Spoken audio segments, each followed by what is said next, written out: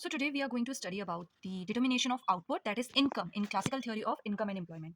तो देखो आउटपुट या फिर थियोरी क्या कहती है कि classical theory of income and employment determination, और हम इनकम को ही आउटपुट कह देते हैं और आउटपुट को ही इनकम कह देते हैं। क्यों? क्योंकि आउटपुट मतलब क्या आपका किससे बनेगा आउटपुट? फैक्टर ऑफ प्रोडक्शन से। फैक्टर ऑफ प्रोडक्शन को आप क्या करोगे? फैक्टर पेमेंट दोगे, और वही फैक्टर पेमेंट उनकी क्या होगी? फैक्टर इनकम होगी, और फैक्टर इनकम का टोटल ही तो होता है हमारा नेशनल इनकम। तो हम आउटपुट को नेशनल इनकम या फिर इनकम भी कह देते हैं। ठीक है, आप इनकम कहो। तो अब आउटपुट डिटर्मिनेशन कैसे होगा? आउटपुट आपका डिटर्मिन होगा बाय प्रोडक्शन फंक्शन। ठीक है, प्रोडक्शन फंक्शन मतलब देखो, प्रोडक्शन फंक्शन ये बताता है आपका कि फंक्शनल रिलेशनशिप किसके किसके बीच में, देखो expresses the relationship between inputs and outputs given in the existing technology. मतलब कि आपका इनपुट्स और आपका आउटपुट्स का रिलेशन क्या है। ठीक है, तो इसको हम डिनोट करते हैं क्यू से या वाई से, क्योंकि हमने बताया कि output is equals to income, है ना।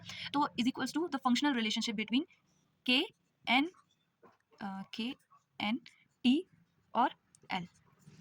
Output is the function of K मतलब कैपिटल, एन मतलब एम्प्लॉयमेंट, टी मतलब टेक्नोलॉजी और एल मतलब लैंड। ठीक है, तो हम क्या करते हैं लॉन्ग रन में, मतलब शॉर्ट रन में इनको क्या ले लेते हैं? तीनों को कांस्टेंट ले लेते हैं। ठीक है, अब इन तीनों को कांस्टेंट क्यों लेते हैं? क्योंकि सबसे पहली बात, हम बात करते हैं शॉर्ट रन की, और शॉर्ट रन में आप लैंड को बढ़ा नहीं पाएंगे, आप टेक्नोलॉजी को चेंज नहीं कर पाएंगे, आप कैपिटल को बढ़ा नहीं पाएंगे। तो शॉर्ट रन की बात करते हैं। दूसरा, हमें जानना रहता है एम्प्लॉयमेंट का क्या असर है। मतलब क्लासिकल थ्योरी में एम्प्लॉयमेंट डिटर्मिनेशन की बात की गई है। तो अगर हमारा आउटपुट में किसी और चीज का फैक्टर लगेगा, मतलब कोई और चीज अल्टर कर पाएगी आउटपुट को, तो हम डायरेक्टली एम्प्लॉयमेंट का और इसका रिलेशन नहीं देख पाएंगे। ठीक है, और तीसरा होता है diminishing marginal returns. Diminishing marginal returns, तो ये लगता है, अब ये तब तक नहीं लगेगा जब तक हम अदर फैक्टर्स को क्या नहीं रखें, कांस्टेंट नहीं रखें। और अगर अदर फैक्टर को कांस्टेंट रखेंगे, देखो हमने पढ़ा है ना law of diminishing, law of variable proportion. देखो लॉ ऑफ वेरिएबल प्रोपोर्शन क्या कहता है? When one factor labour is variable while other factors remaining fixed, total output increases in a particular way, है ना। और 3 स्टेजेस पढ़े हमने उसके, कौन कौन से? एक तो इंक्रीजिंग रिटर्न्स, डिमिनिशिंग रिटर्न्स और नेगेटिव रिटर्न्स। तो हम बाकी चीजों को अगर कांस्टेंट नहीं रखेंगे तो हम ये इसका भी एजम्पशन नहीं ले पाएंगे। ठीक है, और ये हम एज्यूम करके रखते हैं कि law of diminishing returns market में ऑपरेट करता है। ठीक है, एजम्पशन में आपने पढ़ा होगा ये। ओके, नाउ अब हम पढ़ने वाले हैं कि हमारा कर्व कैसे रहेगा। ठीक है, तो देखो यहाँ पे ये मान लो आपका वाई एक्सिस, ये X axis, Y O X. ठीक है, तो हमारा आउटपुट का कर्व कैसे जाता था? अगर आपने छोटी क्लास में पढ़ा हो, याद हो, तो ये इस टाइप का जाता था हमारा। ठीक है, यहाँ फर्स्ट स्टेज है ना, यहाँ सेकंड स्टेज जहाँ ये मिलता है ना, और यहाँ पे फिर थर्ड स्टेज, यहाँ पे इंक्रीजिंग रिटर्न्स, फिर यहाँ डिमिनिशिंग, मतलब रिटर्न्स मिल रहे हैं लेकिन कम रेट से मिल रहे हैं, और यहाँ नेगेटिव रिटर्न्स मिलने लगे।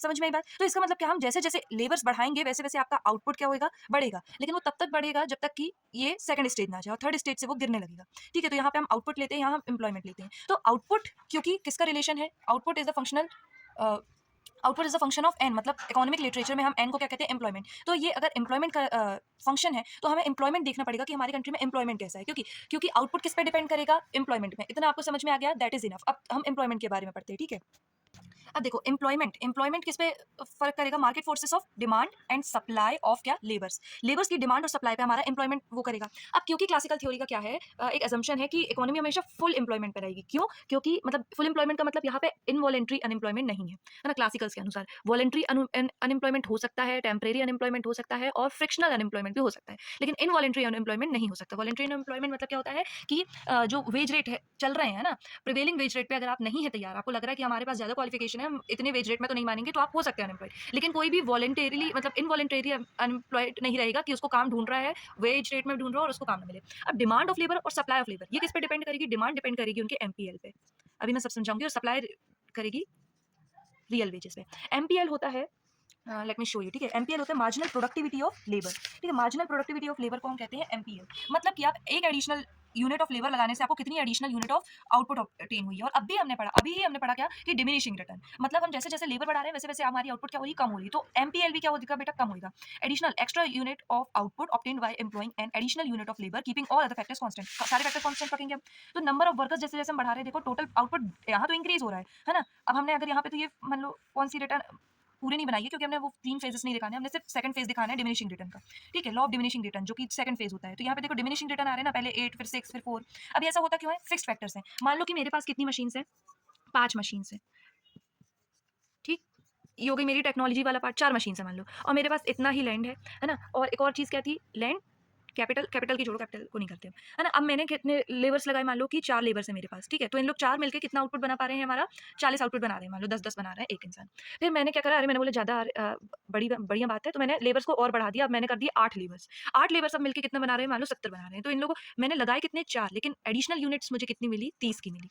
अब मैंने क्या करा, 4 और लगा दिए, 4 और लगा दी, तो इन लोगों ने मान लो बनाए 90। तो इन लोगों ने एडिशनल यूनिट कितनी बनाई, 20 की। और मैंने कितने लगाए, प्लस 4 लगाए। अब ऐसा क्यों हो रहा है, देखो मशीन तो इतनी है, लैंड भी इतनी है, इतने से एरिया में जहाँ पहले 4 लोग काम कर रहे थे, वहाँ पे कितने, 4 8 कम बनाई थी ना, 12 लोग काम कर रहे हैं। 4 ही मशीन में आपके 4-4, एक मशीन में आपके 4-4 लोग हैं मान लो, मतलब 3-3 लोग हैं मान लो। तो ये बहुत केओस नहीं हो जाएगा? इसलिए ऐसा होता है, ठीक है, कि फिक्स्ड फैक्टर्स क्योंकि रहते हैं कांस्टेंट, और ना, और too many workers share the same resources, that is why their efficiency fall, thus MPL fall, ठीक है। अब देखो फॉलिंग एमपीएल है का मतलब क्या है, ये देखो, demand for labour depends on MPL, firms have hire workers up to the point where MPL is equals to wage upon price या फिर real wage. This is profit maximisation condition for firms. अब सुनो, MPL जब तक कि real veg के बराबर नहीं हो जाता, तब तक फर्म्स क्या करेंगी, वर्कर्स को हायर करेंगी। और जैसे ही एमपीएल आपका रियल वेजेस से कम हो गया, तो वर्कर्स की डिमांड क्या हो जाएगी, कम हो जाएगी। अब देखो यहाँ मान लो इनकी है रियल वेज, ठीक है, ये हमारा हो गया कर्व। अब मैंने क्या बोला कि डिमांड किस पे डिपेंड करेगी, एमपीएल पे। समझ में आ रही बात आपको, है ना। अब जब तक एमपीएल जो है, मान लो रियल वेज थी यहाँ, ठीक, रुको इसको समझाने के लिए। अब हमारा क्वेश्चन क्या है कि जो डिमांड ऑफ लेबर है ना, ये जो एमपीएल है, हम कहते हैं ना MPL marginal productivity of labour, तो वो रियल वेजेस से क्यों हो रहा है, वो मनी वेजेस से क्यों नहीं हो रहा है। रियल वेजेस और मनी वेजेस के बीच में आप अंतर देखो थोड़ा सा। तो देखो, ये होता है मनी वेज और ये होता है रियल वेज। मनी वेज को हम कहते हैं नॉमिनल वेज और रियल वेज को हम कहते हैं रियल वेज। अब ऐसा क्यों कहते हैं मैं बताऊंगी आपको। मनी वेज का मतलब होता है आपकी नॉमिनल वैल्यू ऑफ मनी। मान लो कि आपके पैसे में लिखा है 100 रुपए, तो वो होएगा आपका मनी वेज, है ना। मेरे पास एक नोट है जिसमें लिखा है 100 रुपए, वो होएगा मेरा मनी वेज। रियल वेज क्या होएगा, उस नोट की परचेजिंग पावर, उस वेज की, मतलब मेरे को वेज में 100 रुपए मिल रहे हैं, उस वेज की परचेजिंग पावर क्या है, ये होएगा रियल वेज। तो रियल वेज होएगा आपका मनी वेज अपॉन में प्राइस लेवल। अब प्राइस लेवल क्या, मान लो मेरे पास है 100 रुपए, 100 रुपए में मैं 10 रुपए की कितनी चीज खरीद सकती हूँ, मान लो 10 रुपए प्राइस लेवल चल रहा है, तो मैं 10 चीजें खरीद सकती हूँ, ठीक है। मनी वेज मेरा है 100, प्राइस लेवल चल रहा है 10, तो मैं 10 चीजें खरीद सकती हूँ। अब मान लो प्राइस लेवल बढ़ गया और हो गया 20 रुपए, अब मैं 100 रुपए की मैं कितनी चीज खरीद सकती हूँ, 5 चीजें। मतलब परचेजिंग पावर मेरी की क्या हो गई, कम हो गई, हुई कि नहीं। अब वहीं अगर दूसरा एग्जाम्पल देखो आप, आपके मान लो मनी वेजेस थी पहले 100 रुपए और जनरल प्राइस लेवल थे 10 रुपए, तो आपकी परचेसिंग पावर कितनी थी, मान लो 10 यूनिट्स खरीदने की थी। अब आपकी जो मनी वेजेस है वो बढ़ा दी गई और 500 रुपए हो गई, लेकिन, है ना, लेकिन क्या हुआ, आपके जो रियल प्राइस लेवल है, सॉरी, प्राइस लेवल है वो हो गया 100 रुपए।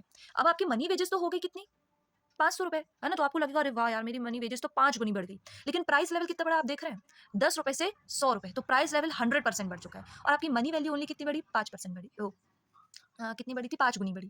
तो आप समझ रहे हैं, अब आप 500 रुपए में 100 रुपए की कितनी चीज खरीद पाएंगे, 5। पहले आप कितनी खरीद पा रहे थे, 10। तो आपकी परचेजिंग पावर कम हुई, लेकिन मनी वैल्यू, मनी वेजेस बढ़ गए ना। तो आई होप आपको समझ में आ गया होगा कि इसका डिफरेंस क्या है। Even if money wages same, real veg can fall. अब ये सिचुएशन कब हो सकती है, जब आपके प्राइस लेवल क्या हो जाए, बढ़ जाए, प्राइस लेवल बढ़ जाएंगे, तो सेम मनी वेज में आप कम चीजें खरीद पाओगे, आपकी परचेसिंग पावर क्या होगी, कम हो जाएगी, ठीक है। तो मनी वेजेस और रियल वेजेस के आपको बीच में अंतर समझ में आ गया होगा।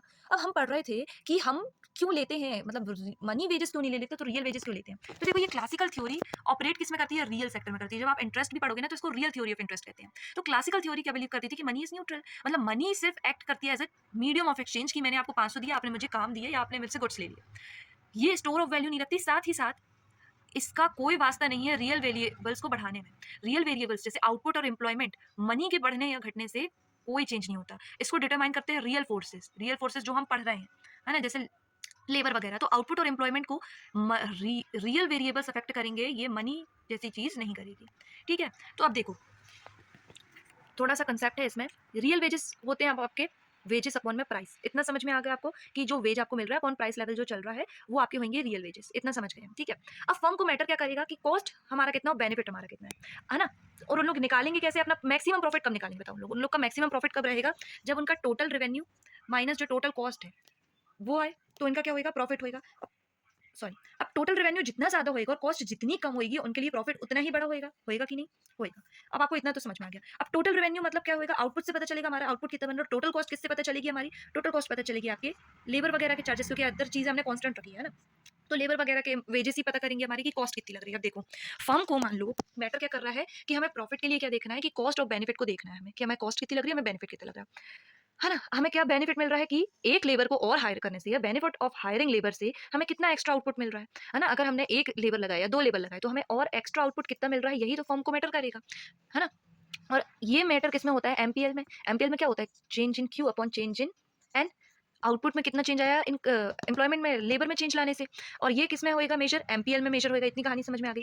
अब हमें कॉस्ट और बेनिफिट को अगर कंपेयर करना है तो हमें दोनों चीज़ों को किस में लाना पड़ेगा, सेम यूनिट में लाना पड़ेगा। कौन दोनों चीज़ों को, कॉस्ट को और बेनिफिट को, है ना। अब आपकी देखो, आपको बेनिफिट तो पता चल जाएगा, किससे पता चलेगा, एमपीएल से पता चलेगा, है ना।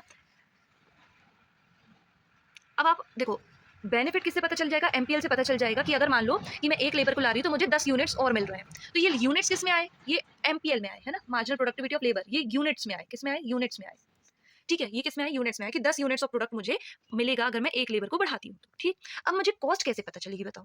कॉस्ट मुझे तभी ना पता चलेगी जब मैं वेजेस देखूंगी। और वेजेस कौन से देखूंगी, अगर मैंने देखे नॉमिनल वेजेस तो नॉमिनल वेजेस बात करेंगे मनी टर्म्स में। लेकिन मुझे मनी टर्म्स में तो चाहिए नहीं, तो मैं इसकी भी मनी टर्म्स निकालू कि 10 यूनिट है तो इसको मान लो 20 रुपए चल रहा है, तो इसकी मनी वैल्यू कितनी हो गई, 100 हो गई, सॉरी, दो 200 हो गई, है ना। लेकिन मैं मनी टर्म्स में तो बात ही नहीं कर रही हूँ, ये यूनिट में है तो मुझे इनकी कॉस्ट भी किस में निकालनी पड़ेगी, यूनिट में निकालनी पड़ेगी। तो नॉमिनल वेजेस आएगा मनी टर्म में, और एमपीएल क्या बताएगा, आउटपुट टर्म्स में बताएगा कि कितना आउटपुट मिल रहा है, कितनी यूनिट में आउटपुट मिल रहा है ना, या कितनी आउटपुट बन रही है। तो रियल वेजेस हमें देखनी पड़ती है इसलिए। और रियल वेजेस का मतलब क्या है, वेज अपॉन में प्राइस, है ना।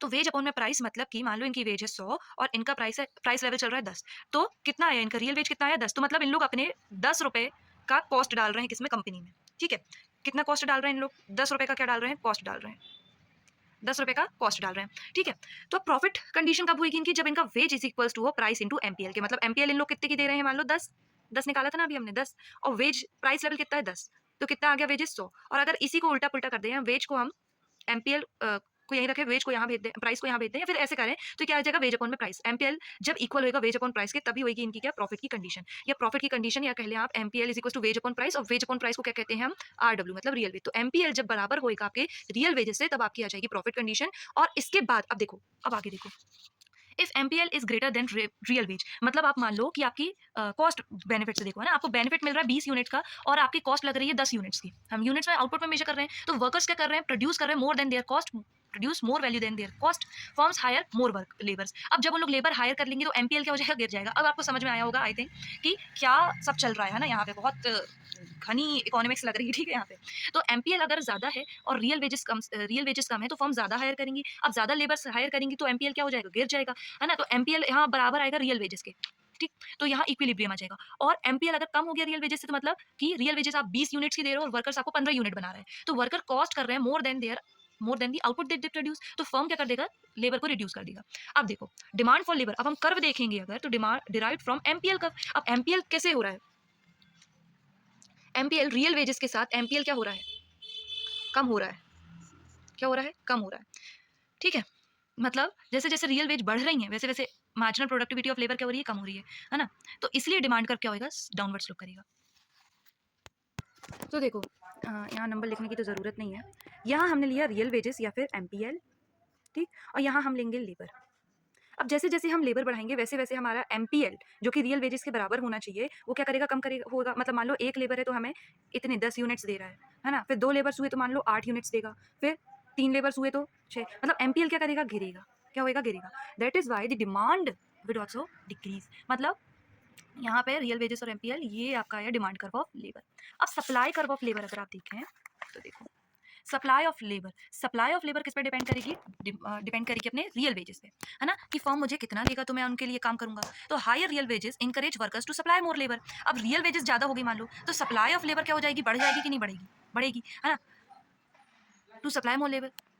Labour supply curve slopes upward. तो यहाँ पे क्या है, डायरेक्ट रिलेशनशिप है, मतलब रियल वेजेस ज्यादा तो सप्लाई ऑफ वर्कर ज्यादा, वहीं रियल वेजेस कम तो सप्लाई ऑफ लेबर भी कम।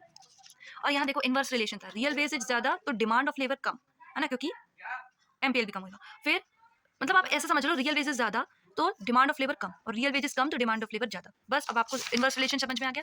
और यहाँ पे रियल वेजेस ज्यादा तो सप्लाई ऑफ लेबर ज्यादा, रियल वेजेस कम तो सप्लाई ऑफ लेबर कम।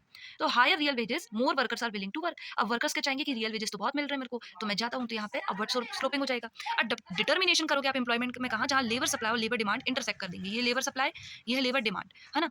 और ए इक्विलिब्रियम, ये रियल वेजेस हैं और ये एम्प्लॉयमेंट है। तो A is the point of the real wages जहाँ इक्विलिब्रियम पॉइंट होएगा आपके रियल वेजेस का, और बी होएगा इक्विलिब्रियम पॉइंट आपके एम्प्लॉयमेंट का। Because wages are flexible, any unemployment is temporary. कोई भी अनएम्प्लॉयमेंट आ गया, मान लो कि लेबर डिमांड बढ़ गई लेबर सप्लाई से, तो वेजेस क्या हो जाएंगे, लेबर डिमांड बढ़ गई तो वेजेस भी क्या जाएंगे, बढ़ जाएंगे। तो इक्विलिब्रियम फिर से मेंटेन हो जाएगा। और वहीं लेबर सप्लाई बढ़ गई तो लेबर सप्लाई बढ़ गई तो क्या होएगा कि रियल वेजेस क्या हो जाएंगे, कम हो जाएंगे। देखो ना अब यहाँ अब देखो वेजेस हमने पढ़ा है फ्लेक्सिबल है, ठीक है। अब डिमांड ऑफ लेबर मान लो बढ़ गई, डिमांड का शिफ्ट हो गया राइट की तरफ, मतलब अब न्यू डिमांड आ गई ये वाले पॉइंट में, ये पहले पॉइंट ई था, पॉइंट ई1 में आ गई। अब ई1 में आ गई तो रियल वेजेस भी आपकी क्या हो जाएंगी, बढ़ जाएंगी, क्योंकि डिमांड ज्यादा है सप्लाई से। अब ज्यादा रियल वेजेस देना चाहेंगे कौन, जो हायरर्स हैं, है ना, ये जो हायर करता है वो। तो रियल वेजेस क्या हो जाएंगे, बढ़ जाएंगी, डिमांड बढ़ गई। अब न्यू इक्विलिब्रियम पॉइंट कहाँ जाएगा, एम्प्लॉयमेंट का यहाँ, ठीक, फुल एम्प्लॉयमेंट में आ गया। अब देखो, अब मान लो कि सप्लाई ऑफ लेबर क्या हो गई, राइटवर्ड शिफ्ट, मतलब बढ़ गई, सप्लाई बढ़ गई तो मतलब न्यू इक्विलिब्रियम पॉइंट कहाँ आएगा, यही डिमांड कब मान रहे हैं ना, अब नई वाली। तो ये हो गया, ये सप्लाई का। अब देखो यहाँ पे आ गया पॉइंट, पॉइंट यहाँ पे आ गया, मतलब फिर से क्या हो जाएगी, अब यहाँ पे रियल वेजेस कम हो जाएंगी, मतलब डिमांड और सप्लाई कम होते जाएंगी, है ना, क्यों, मतलब डिमांड और सप्लाई अगर बढ़ेंगी कम होंगी तब भी पॉइंट इक्विलिब्रियम में आ जाएगा, क्योंकि हमारे वेजेस क्या है, फ्लेक्सिबल है। समझ में आई बात, अगर ये फ्लेक्सिबल नहीं, रिजिड होते तो डिमांड और सप्लाई क्या होते, फुल एम्प्लॉयमेंट में नहीं आ पाती, लेकिन अब फुल एम्प्लॉयमेंट में आ जाएंगी। अब देखो हमारी गाड़ी कहाँ गई थी, आउटपुट से कहाँ गई थी, हमारी गाड़ी एम्प्लॉयमेंट में आई थी कि नहीं, कि प्रोडक्शन फंक्शन है, प्रोडक्शन फंक्शन किस पे डिपेंड करेगा, एम्प्लॉयमेंट में, एम्प्लॉय किस में डिपेंड करेगा, एम्प्लॉयमेंट, लेबर और सप्लाई में, supply and demand of labour में। अब सप्लाई और डिमांड ऑफ लेबर भी किस में डिटरमाइन करेगा, रियल वेजेस में, और किस में, एमपीएल में।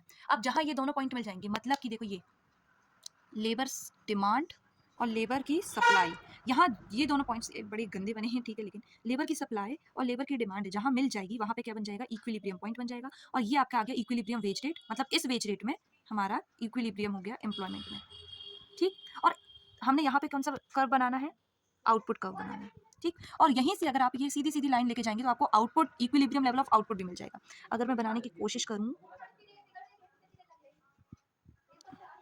ये आपका आ गया क्या, इक्विलिब्रियम लेवल ऑफ आउटपुट, ये आपका आ गया इक्विलिब्रियम लेवल ऑफ आउटपुट, ठीक है। तो हमने लेबर डिमांड और लेबर सप्लाई से क्या बनाया, इक्विलिब्रियम लेवल ऑफ एम्प्लॉयमेंट बनाया, और यहीं पे इसी के ऊपर कौन सा जाएगा, आपका इक्विलिब्रियम लेवल ऑफ आउटपुट जाएगा, ठीक है। तो देखो सबसे पहले हमने क्या किया, एम्प्लॉयमेंट को डिटरमाइन किया, ठीक है, और आउटपुट किस पे डिपेंड करेगा, प्रोडक्शन फंक्शन पे, मतलब कि एम्प्लॉयमेंट पे। तो at full employment output is maximum, मतलब अब ये फुल एम्प्लॉयमेंट हो गया हमारा, और यहाँ पे हमारा आउटपुट निकल आया, और ये आउटपुट क्या होगा, मैक्सिमम या पोटेंशियल आउटपुट रहेगा, कि जितना फुल एम्प्लॉयमेंट में बनाना जाना था ये हमने बना दिया।